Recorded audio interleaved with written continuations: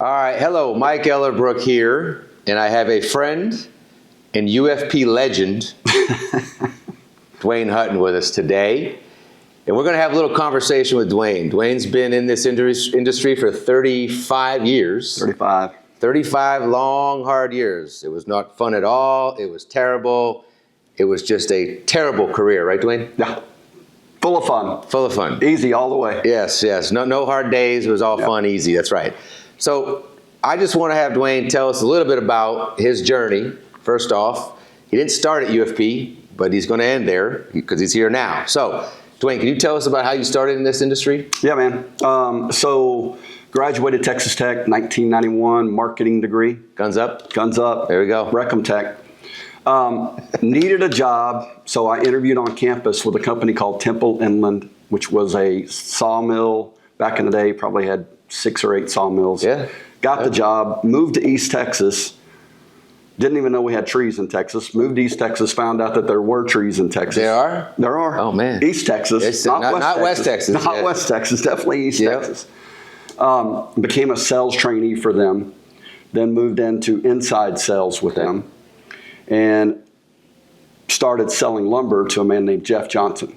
Okay. Who was the buyer for Universal Forest Products for Universal Texas. At that time, I think we had 2 plants, one in Grandview and one in Saginaw. Okay, cool. Made friends with him, developed a relationship with him, and he said, hey man, why don't you come up here to Fort Worth, Saginaw, meet Dick Frazier, talk with him a little bit. And I said, okay. So I went up, met Dick Frazier, interviewed with him. Yep. Went real well. And he said, hey, why don't you come on board with us? So I looked around Temple Inland and I'm like, man, this place has been here forever. And I think my opportunity is a lot better with a young and growing company. Nice. And made the decision to leave Temple and go to work for Universal as a sales trainee. Okay. Yep. Great. That was in 94. So you started, this is interesting, so you started by selling to us. That's exactly right. And then kind of understood who UFP is, how we function. You got kind of a look behind the curtain a little bit. Maybe saw what you liked. Yep. Or liked what you saw. Sorry, liked what you saw. Interviewed with Dick and then came on board. So early days, sales trainee in what business? What were you doing? Were you selling treated? What were you doing? So I was in Saginaw, and Saginaw was a treated plant and a remanufacturing plant and an industrial plant all at the same time. Okay. So predominantly selling to treated lumber and other remanufactured products to building material yards. Wow. Okay. So from there, so you're in site built now. How did you segue in Texas from doing that into this site built business or the component business? Let's call it that. So when I started there were a lot of key players, key people there that were about my age. You had Dick Frazier, who was over Texas. You had Michael Doobie, who was the GMO over Saginaw. Okay. You had Patrick Benton, an account manager, Justin Elwell, an account manager, Christian Dennison, Eric Frisk, and a few others. And we were all the exact same age, or not the exact same age, but about the same age, starting our careers at the same time. Yeah. So as Universal started growing, Patrick went to New Waverly, Justin became sales manager, then I became sales manager, and then an opening came up at our Shirts, South Texas treating facility. I was promoted and moved to San Antonio as general manager. And then after about 2 years of that, we had bought a company called Structural Lumber back in 99 or 2000, somewhere in there. And then about 2004, the general manager of that operation left the company. Okay. And that opened up a regional GMO job for Shirts, Kyle, San Antonio, and Turnkey Framing. I raised my hand, said, hey, I'd like to do that. And I got the job. And that brought me into the site-built business. Okay. So early 2000s, you jumped into this deal. Yep. Prior to that, it was opportunity after opportunity. Yep.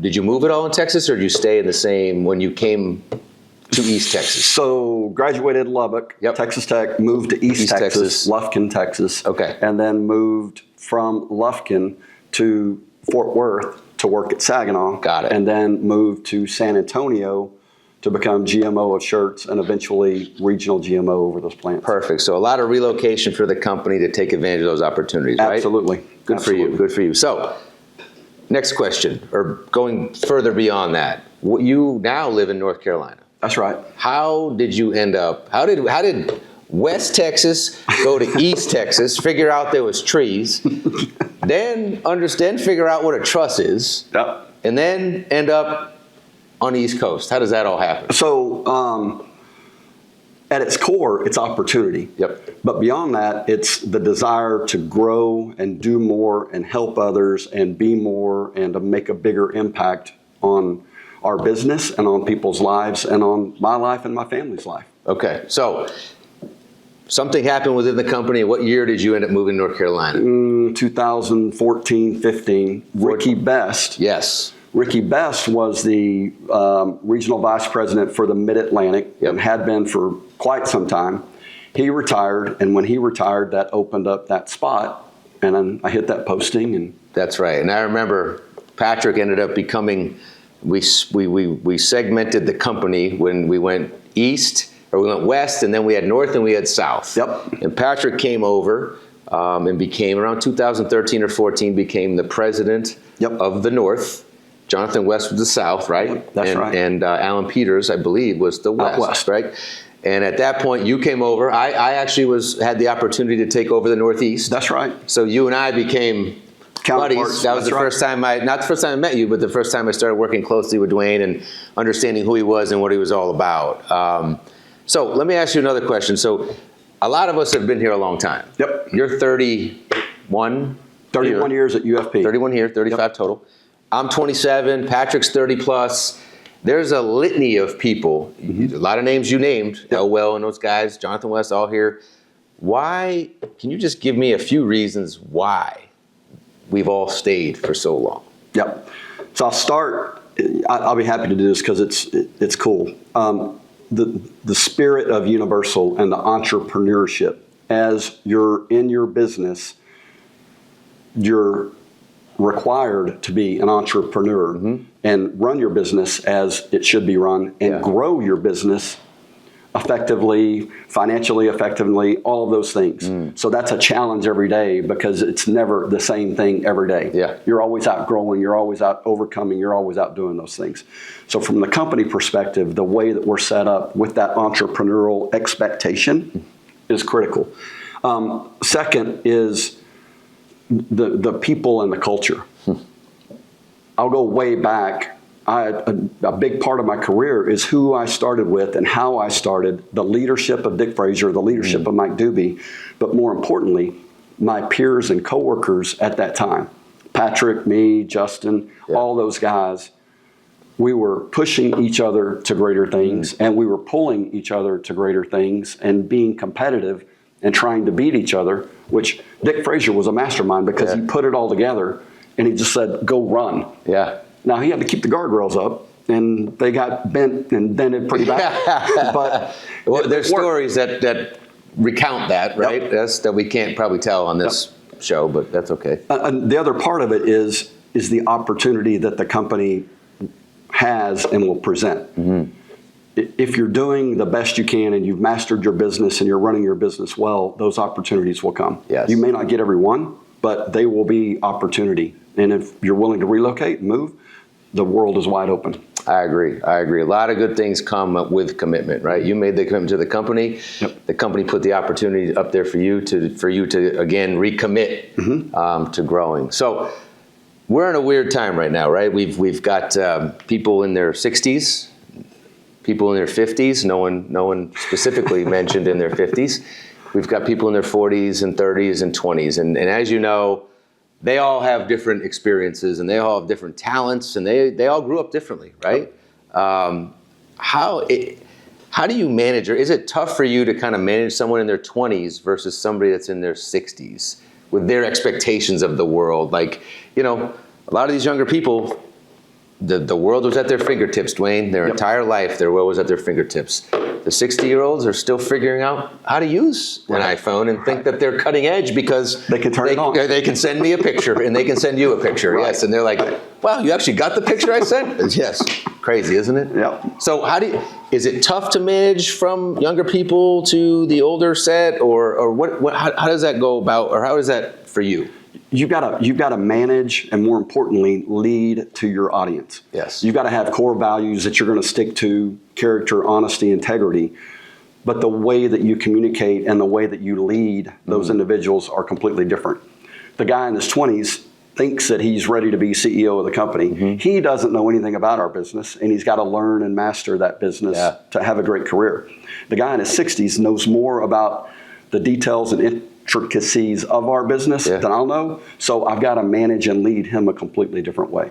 It's all about having the adaptability to lead whoever effectively, right? Yeah, and the funny thing that I always say is, Dwayne, how can I get that 25-year-old to teach that 50 or 65-year-old, right? Because there's things that 25-year-old knows, meaning this, that we need that 60 or 65-year-old know, but then that tribal knowledge needs to come back the other way. So that's kind of the tricky balancing act that we go through right now in managing multi-generations, right? So as these young, and we just had a great meeting here, the last 2 days here in Charlotte, we just had a great meeting, right? With a lot of people that have done a lot of great things in their career. If you were a young person, let's do it this way. So we've got a lot of young people coming into our business, right? I don't care if they're going to work at a lumberyard, they're going to work for Temple Inland, or if they're going to work for whatever it is. Knowing all the characters we have in this industry, right? From the engineering to the architects to the framers to the builders to the GCs, everyone that we deal with, and all the craziness that they bring to us, what would be a couple pieces of advice you would give to a young person, 24, 25, this may be their first job, to tell them, hey, this is what you're getting. It's great here. What would you tell them if they want to have a long career like you did here at UFP or in the industry in general? Yep. So I'm going to start with specific to UFP, and then I'll end on advice to a young person starting out in the industry. The culture at UFP is fantastic. We've got a work hard, play hard, fraternal type, whatever you want to call it. We're close. We treat each other well. We respect each other. We're competitive. We do all those things. So my advice coming into Universal, knowing our culture, not knowing the other cultures, but knowing ours, is connect with the people, get into the culture, be a part of the culture, and engage in that culture. So we're, in our company, 100% that's it. Yeah. The second piece that I would give to anybody going into any industry is to take the time to learn the business, understand the business, master your specific job at that trade, at that business. And then as you've got it mastered, raise your hand, look for opportunity, ask for more.